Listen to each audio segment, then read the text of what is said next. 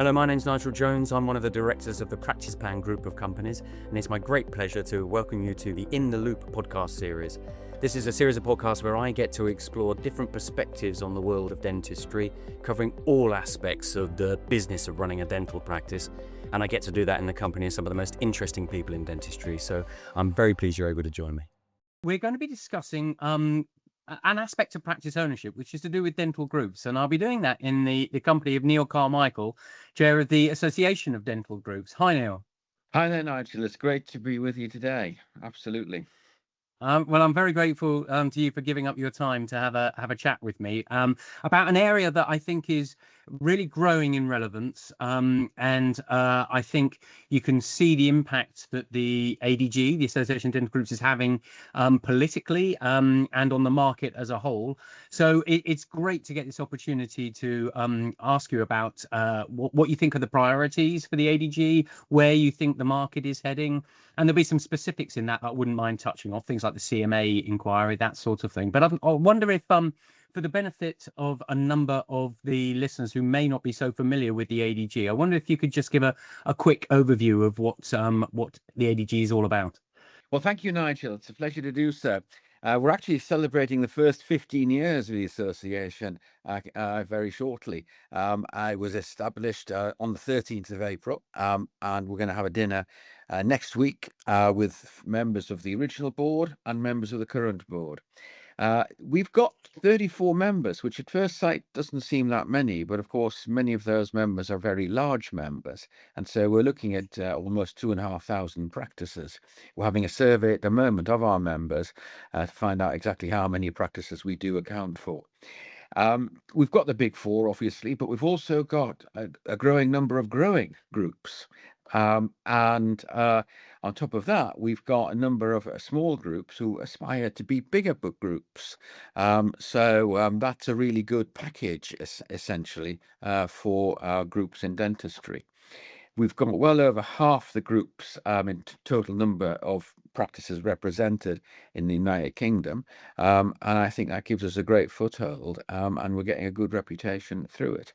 And what we do is basically represent groups at various levels, to government, to the NHS.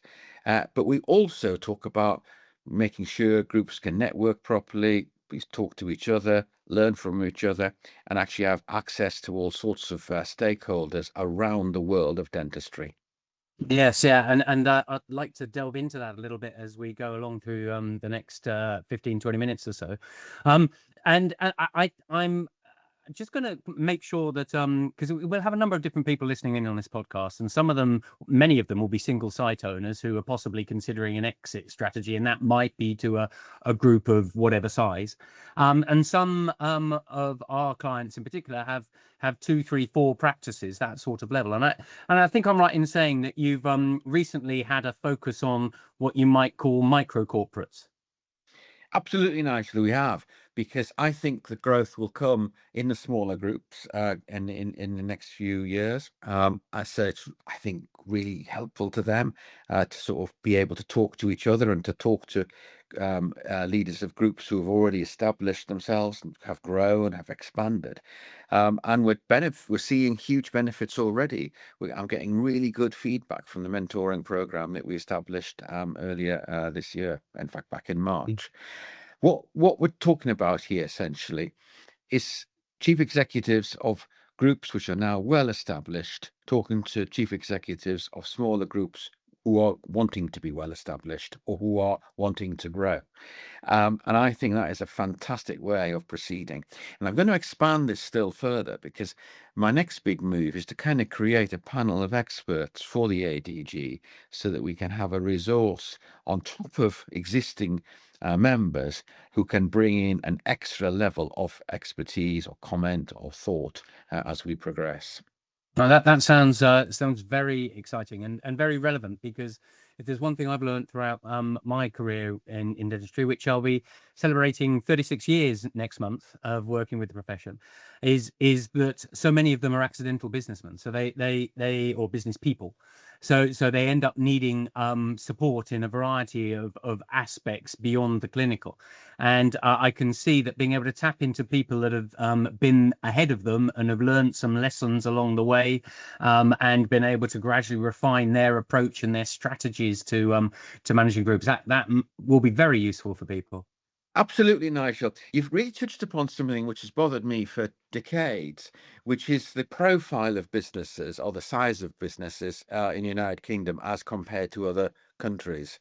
We have some corporates, very big corporates, in the sort of overall business community.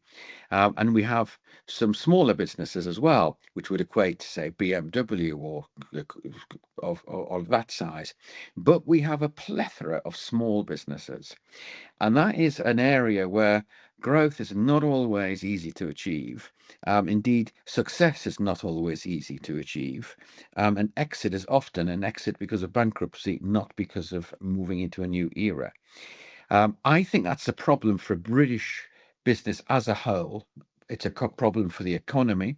And it's actually why Napoleon talked about a nation of shopkeepers, because he understood we had that problem even then. So what we need to do is make sure businesses can grow, that they can thrive, and that they do become strong, resilient organizations.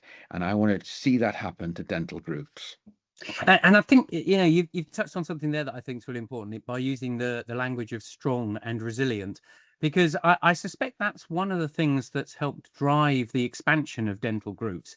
Is so many dental professionals are struggling with the pressures of running a business, and therefore to be able to team up with someone that can help alleviate that pressure seems to be quite a sensible approach for some people. Well, actually, Nigel, you're absolutely right, because that brings sort of three things to my mind. The first is the sort of situation about the average dentist who's thinking about becoming a dentist or setting up a business.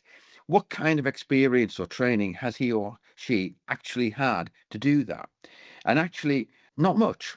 I often get the comment that dental schools are great on teaching us how to be dentists, but not teaching us how to run the business of dentistry. So that's the first thing. I think we need to work on that. And that's exactly what the ADG is going to be doing in due course. The second one is you become a dentist, you set up an organization, but you still have not had the experience to know how to grow and to expand. And I think that is something we need to also bring about. And the third one is there are different ways of expanding, different ways of getting the investment, and we need to explore those different ways and show the advantages and disadvantages of each of them. Yes, I think that's so interesting, the different business models that seem to be emerging now. And I know when I started my career, there weren't any dental groups at all, really. There was the 27 DBCs, as I think they were called at the time, and then obviously the world has changed significantly. And but you see these variations of strategies where they've gone for scale in terms of large numbers of practices across the whole of the UK.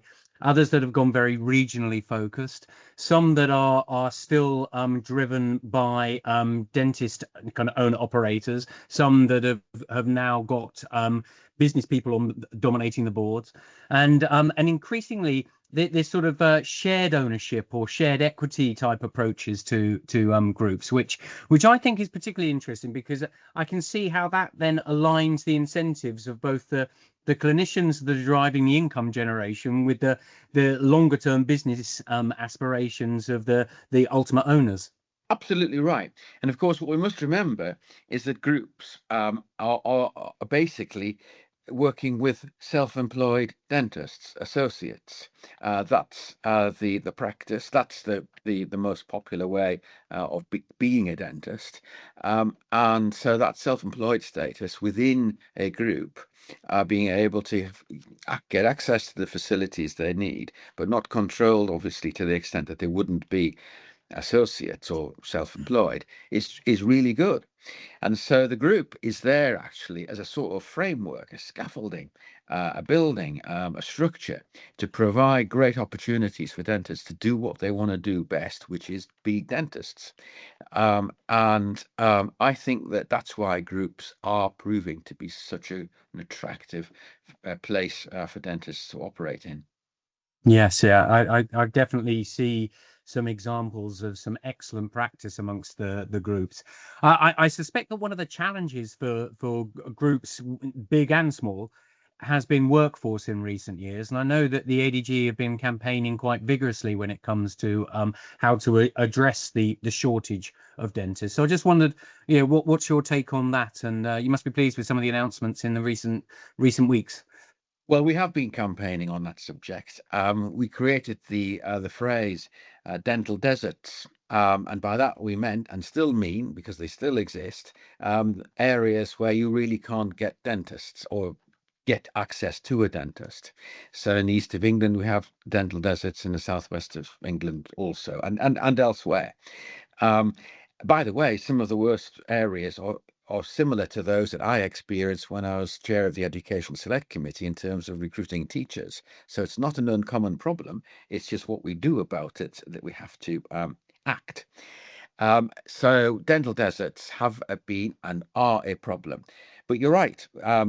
We have been successful at focusing the government's mind, the GDC's mind, and indeed the Royal College of Surgeons' mind on getting more dentists trained.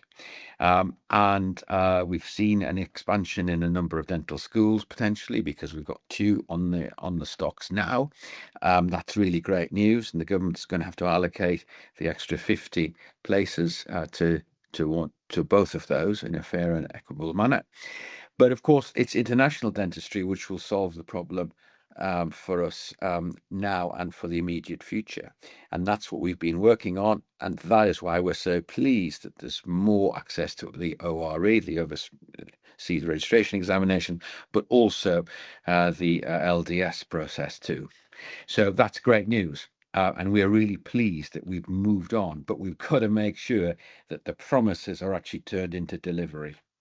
Yeah, and I think that's absolutely right. I noticed some of the language that was used in the announcements was phrases like "up to" the given number, up to 2,400, which seems to potentially give them quite a bit of wriggle room. So I'm hoping that we'll see delivery on that, because I mean I know we've had conversations about this in the past, Neil, and I feel quite strongly that workforce issues have been the biggest driver of change actually in the UK dental world. And some of that is a lack of adequate headcount, not keeping up with the population growth. But some of it is to do with the tendency for going part-time. We encounter that all the time with the sort of best part of 3,000 practices with whom practice plan group work. Then also there's the sort of productivity point, because I think a dentist qualifying now is significantly less productive in terms of the number of patients that they're able to see than their counterparts would have been 10, 20, and certainly 30 years ago. So that sort of scarcity of clinical resource, I think, is a really big factor. So it feels like a really important step forward with the international dentists. Absolutely right, because you've just nailed the three issues. First of all, we don't have enough dentists to start with in terms of the ones coming through dental schools compared to the rest of Western Europe and most other competitors of a similar type. We have the lowest number of dentists per capita. So the starting point is not good enough. Then you've pointed out, as many have, that too many dentists, for good reasons, are making choices along the lines of, I'm going to just be practicing for, say, 3 days a week or whatever. That's 0.66 on average. So the 45 registered dentists aren't actually delivering more than 0.6 of what they could deliver. So therefore, we need more dentists. It's as simple as that. And it's also worth mentioning that teamwork and so forth can help. But productivity is a really big problem. It's a problem for this country because if you look at OECD figures, you can see that it takes a German just 4 days to do what we take in 5. Now, that is a serious issue because it means that basically their pricing and their competitiveness is at a different level to ours. Now, if you translate that into dentistry or to healthcare, you can see there's a gap to be filled, which is why I'm really pleased to be going along to a meeting at the KCL, which you were going to discuss productivity across the piece in healthcare, because we've got to increase it. But productivity is a national problem across the whole of our economy, not just healthcare. Yeah, it's so interesting listening to you, Neil, because with your background in politics and your exposure to some of the discussions and some of the decision making that has to go on, that must be extremely useful for the ADG in terms of how to position the arguments and things that need to be made. And I just wonder, because I mean the workforce issue is, as we say, a big one, and in my mind one of probably the biggest issue. In terms of NHS dentistry, you've then got the NHS contract, and I know you've got various forms of that across the UK nowadays. There's 4 different versions of it. But in England, we obviously have this pledge for fundamental contract reform within this parliamentary term. What's the ADG's take on where we might be heading with those kind of approaches? Well, you're right. We do actually have 4 different contracts or systems in the United Kingdom. But we have one common problem, which is we don't have enough dentists. And so wherever you are in Wales, Scotland, Northern Ireland, or England, the challenge of getting enough dentists remains the big one. So it's not necessarily right to assume that difficulties with the contract are just about the contract itself. It is about where are the dentists. So that's the case in Scotland, Wales, Northern Ireland, and England. But the government has made some changes to the contract. They've flexed the UDA, certainly for higher care situations and so on. That's good news. And they've also had a close look at the election pledge that they had made of 700,000 urgent appointments being added, and it's clarified, to be honest, exactly what an urgent appointment actually is, and that's helpful. And I think that the changes, which are now enforced at least for 10 days, because they started on the 5th of April, are going to make a difference. But then there's a sort of an idea that we should be looking into the reform of the contract more long term for England, because the other 3 are in that process already, essentially. And I've said to our team, look, we need to make a contribution to this. And it's first of all about, we might actually need more resources for NHS dentistry. That's the first point. The second one is we do need to think about prevention, because everybody talks about prevention, but actually what is prevention and how do we deliver it and how do we measure it? And the third big issue is that we've still got too many areas which are in part areas that we would call dental deserts, but they are also parts where you've got social and economic deprivation. Now, that's where we need the big focus. And I think that the next thrust really for dentistry is to find ways in which a limited amount of resources, because we cannot at the moment deliver NHS dentistry for everybody everywhere at every level, then we need to start thinking about those people who really haven't been to a dentist at all, and there are rather too many of those. I was in Taunton just a few weeks ago with the Magic Dentist, launching that with Nikki Rowland, and she's doing an absolutely fantastic job. And it's a really big job to do. And the head teacher from a Taunton school made the point. She said, you don't actually have to go around leafy areas to avoid social deprivation. It's here as well. I agree entirely. And Nikki is doing a brilliant job with the Magic Dentist. Such a clever, neat idea of engaging people in something so important. But you're right. It brings into very sharp focus, I think, this challenge that I worry about, which is particularly what happens to the working poor. I mean, we seem to have this continued drift towards private dentistry.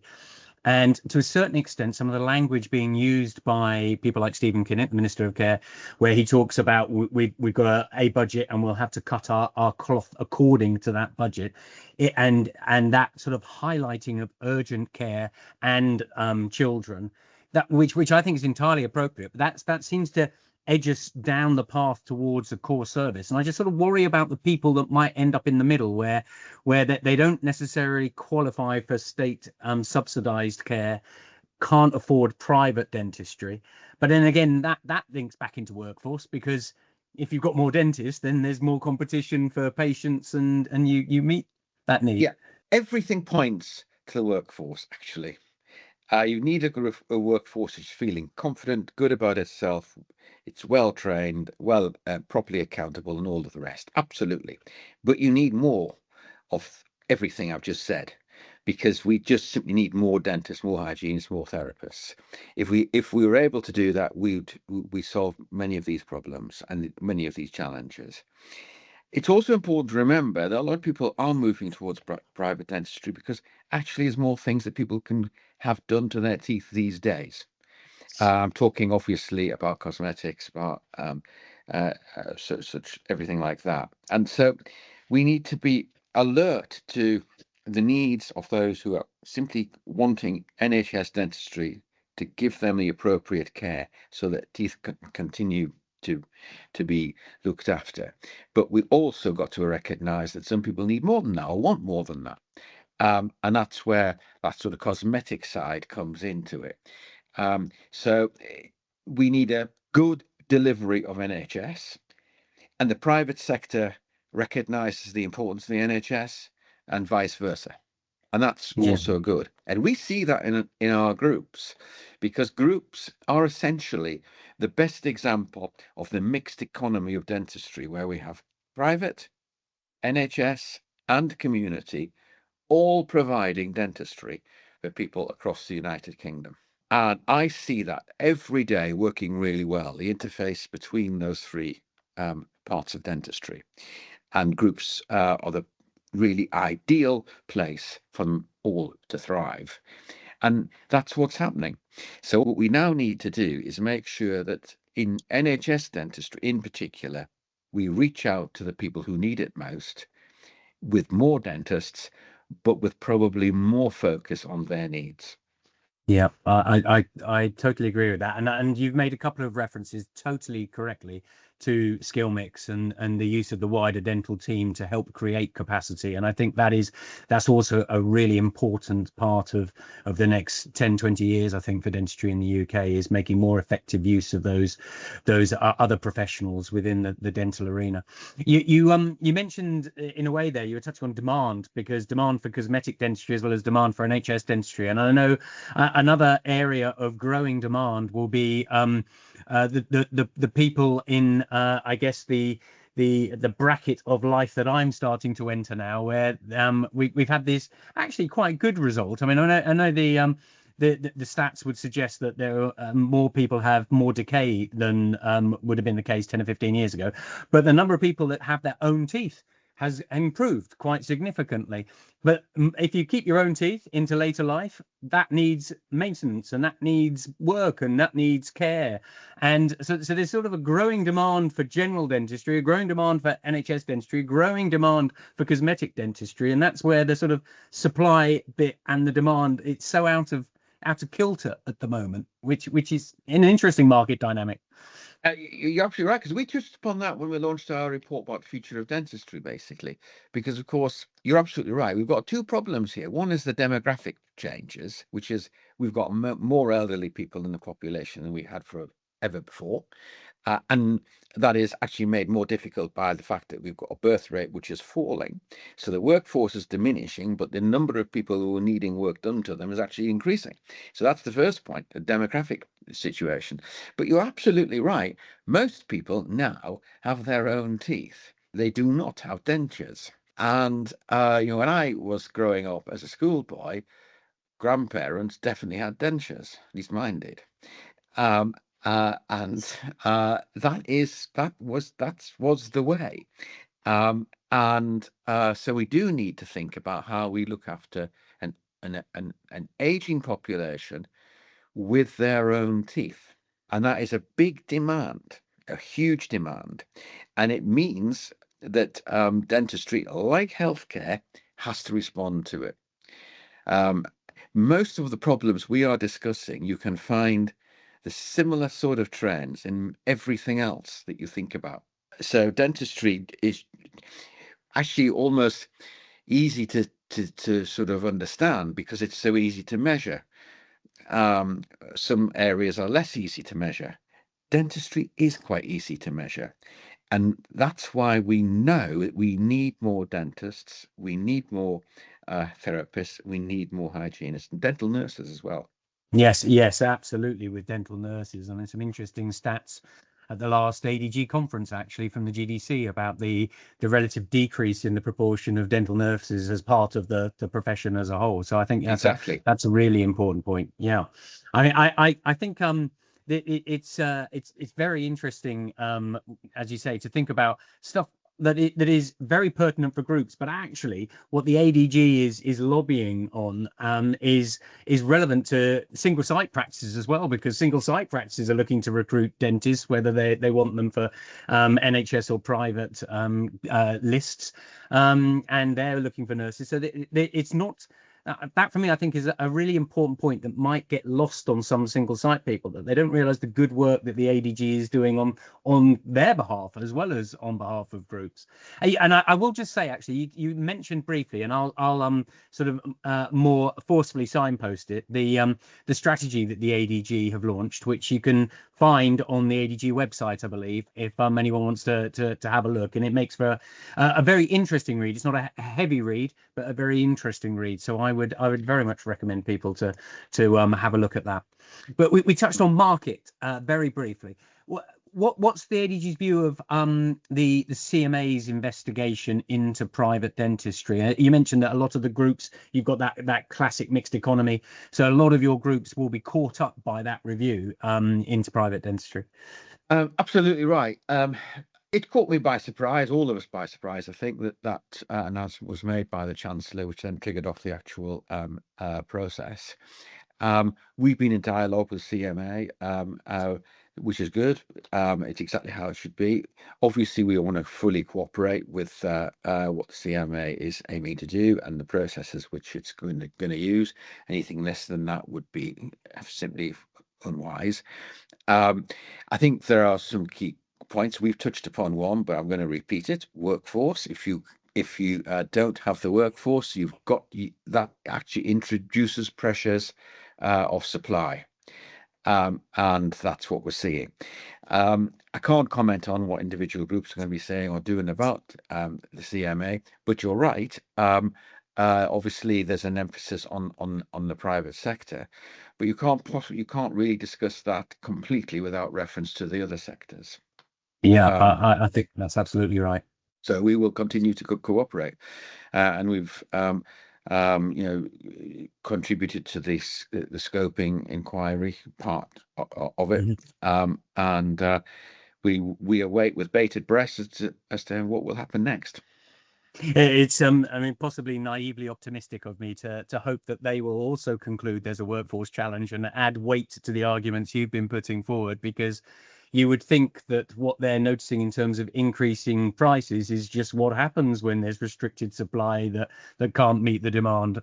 So that will be interesting. But I agree with you about the point that you can't just sort of ring fence private dentistry, especially given how much cross subsidy of NHS dentistry there is as well. So it'll be interesting to see if that gets flushed out by the inquiry. Well, what I would say there is that the practice providing both NHS and private dentistry is very well placed to contribute very usefully to this discussion, and I think that groups can do that. Yeah, I agree.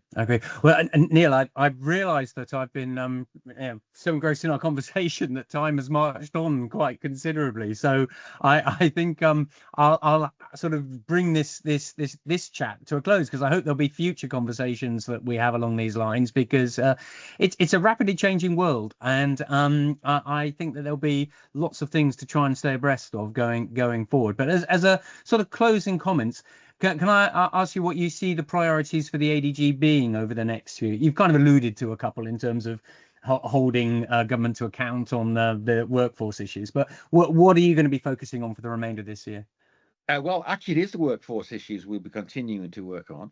But what I really want to do is make sure also that we get the right kind of growth, that supported growth for groups, because I think they're the right answer to the delivering really great dentistry across the piece. So that's why I've done launched the mentoring campaign. That's why I've got the forthcoming panel of experts. I also think that dentistry has some great opportunities with technology. I think artificial intelligence, scanning, link data management, and all of the rest will bring to the table some incredibly powerful tools. The key thing about all technology is to know why you are going to be using it. It's not a toy you pick up and say, wow, that's impressive, let's start playing with it. It is actually some machinery which you can use effectively and efficiently with the right strategy, with the right purpose, with the right intentions. And I think that is really critical. And if anybody's listening to this who is then thinking, well, that means that my job will go because the artificial intelligence will take over or whatever. No, there has never been in history an example of a new technology actually creating fewer jobs in the long run. We have all seen that. Back in the 1970s, we employed about 20 million people, happily working away and probably wondering about technology. Today, we are employing well over 30 million. That's quite an increase, and you can extrapolate that out to all sorts of different technologies coming and going. So growth, economic growth, is about people getting on and doing things, and that's what we've got to make sure happens. That's a brilliant way to end the conversation, Neil. So thank you very much. I really appreciate your time. And as I say, I look very much forward to continuing a discussion later in the year. So thank you, Neil. Thank you, Nigel. Great. Have a great weekend.